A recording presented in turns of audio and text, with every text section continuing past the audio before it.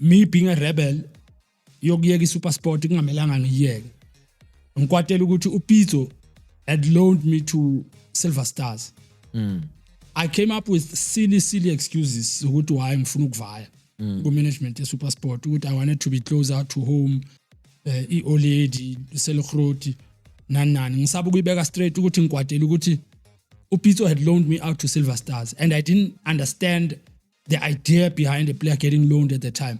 I wanted to play more and that's the opportunity he was giving me ngokungisa ku Silver Stars ukuthi uyogame mawubuya la ubu strong umnandi yeah then sik ice or uhlala estandini you've got a nice SuperSport gear abantu bayakubulisa ekasi but awudlali. Funny enough I went and ended up having a great time with Silver Stars even though I feel the facilities were nonsense and into bengikwatisa kakhulu ngabo was the fact that we played our home games eVenda.